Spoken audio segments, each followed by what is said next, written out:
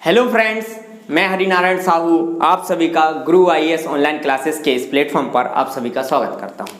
इस संविधान संशोधन के नेक्स्ट कड़ी में हम आज देखते हैं 44वां संविधान संशोधन, 44वां या 44वां कॉन्स्टिट्यूशनल अमेंडमेंट। इससे पहले मैंने 42वां संविधान संशोधन आपको पढ़ा चुका है। जो लोग पहली बार मेरा वीडियो ये देख रहे हैं उससे पहले आपसे गुजारिश है कि ये वीडियो आप इस वीडियो से देखने से पहले आप वही वीडियो देख लीजिए जो संविधान संशोधन की प्लेलिस्ट में शुरू से स्टार्ट है, जिसमें मैंने संविधान संशोधन समझाया है, फिर सेकंड वीडियो में कुछ और संविधान संशोधन बताए हैं, फिर अगले वीडियो में 42वां और अब यह है 44वां।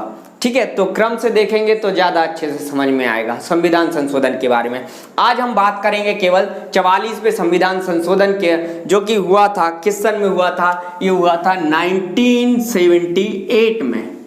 ठीक है, 1978 में हुआ था और 1977 में आपको सभी को मालूम है, जब मैंने बताया था, एक और वीडियो डाला है आपातकाल से रिलेटेड, उसमें जो वीडियो डाला उसमें भी बताया था। तो आज हम देख लेते हैं 44वें संविधान संशोधन को। इसमें जितने प्रावधान किए गए थे अधिकतर वो प्रावधान जो सरकार की एक तरफ तानाशाही को बताते थे, जो 42वें संविधान संशोधन में माननीय इंदिरा गांधी जी की सरकार के द्वारा किए गए थे और उसमें बहुत सारे विवाद हुए थे, उन संविधान संशोधन को वापस रद्द कर दिया गया था या वापस पलट दिया गया था 44वें संविधान संशोधन में। आइए इसको डिस्कस करते हैं। सबसे पहला इसका प्रावधान है लोकसभा और राज्यसभा का कार्यकाल वापस 5 वर्ष कर दिया गया। मैंने आपको बताया था इससे पहले 42वां जो संविधान संशोधन था उसमें लोकसभा और राज्यसभा दोनों के, एक लोकसभा और राज्यसभा के कार्यकाल को 6 वर्ष कर दिया गया था। तो इसे वापस 44वें संविधान संशोधन में घटाकर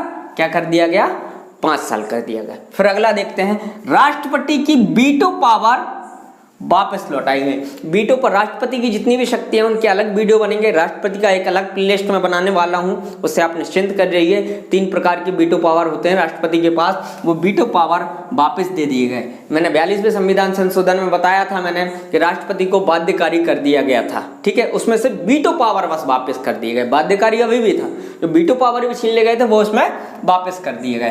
फिर तीसरा, सुप्रीम कोर्ट और हाई कोर्ट की शक्तियां पुनः वापस प्रदान कर दी। सुप्रीम कोर्ट और हाई कोर्ट में कौन सी शक्तियां, रिट जारी की शक्तियों में कटौती की गई थी 42वें संविधान संशोधन के तहत। क्लियर है, तो वो उसमें क्या कर दिया कि इसमें वापस पुनः शक्ति प्रदान कर दी गई सुप्रीम कोर्ट और हाई कोर्ट की रिट जारी करने की शक्ति। फिर अगला, राष्ट्रीय आपातकाल में आंतरिक हलचल के स्थान पर सशस्त्र विद्रोह जोड़ दिया गया। देखिए क्या होता है, मैंने आपातकाल के बारे में वीडियो डले हुए हैं, आप देख सकते हैं प्लेलिस्ट में जाकर। मैंने बताया था कि राष्ट्रीय आपातकाल 3 तरीके से लगता है। पहला तो युद्ध के कारण, दूसरा बाह्य आक्रमण और तीसरा सशस्त्र विद्रोह। पहले सशस्त्र विद्रोह की जगह क्या था, आंतरिक हलचल। ठीक है, तो इस आंतरिक हलचल के कारण ही क्या है, एक बार अपने यहाँ लगा चुके हैं। क्या लगा चुके हैं, आपातकाल, राष्ट्रीय आपातकाल लगा चुके हैं। और आंतरिक हलचल क्या है, एक साधारण सा शब्द है आंतरिक हलचल, किसी को भी कह सकते हैं। इसको परिभाषित करना शायद कठिन है, कोई सरल भी मान सकते हो, कोई कठिन है, तो उसके जगह आपातकाल ऐसे ना लगाया जा सके, उसको कठिन करने के उद्देश्य से यहाँ पर सशस्त्र विद्रोह शब्द जोड़ा गया। फिर अगला देखते हैं, संपत्ति का मौलिक अधिकार समाप्त कर दिया गया 44वें संविधान संशोधन के द्वारा, जो कि दिया गया था आर्टिकल नंबर 31 में। ये भी कई बार पूछ लिया जाता है कि संविधान का जो ये आर्टिकल है कौन सा मौलिक अधिकार का, संपत्ति का अधिकार, ये किस आर्टिकल में था जो हटा दिया गया। और ये भी पूछा जाता है किस संविधान संशोधन के द्वारा हटाया गया। ये क्वेश्चन कई बार बना है, तो ये हमें याद रखना है कि संविधान संशोधन 44वें संविधान संशोधन के द्वारा बना।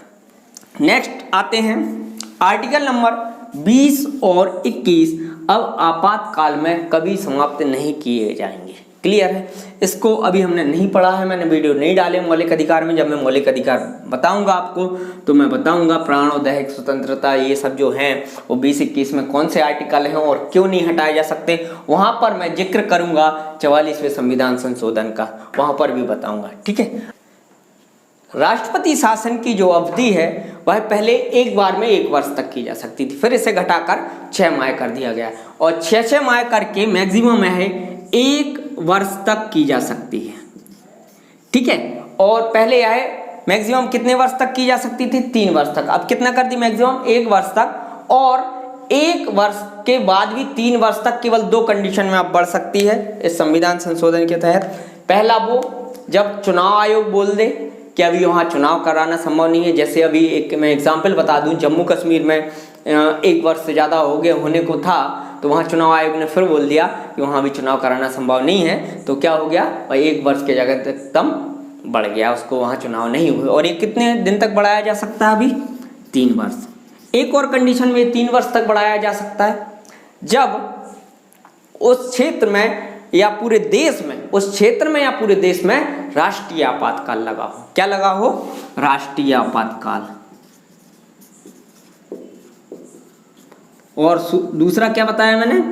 चुनाव आयोग ऐसी रिपोर्ट दे कि वहां चुनाव कराना संभव नहीं, उस कंडीशन में 3 वर्ष तक जाएगा, वरना कितने वर्ष तक जाएगा? मैक्सिमम 1 वर्ष तक। लेकिन कितने बार कर करके?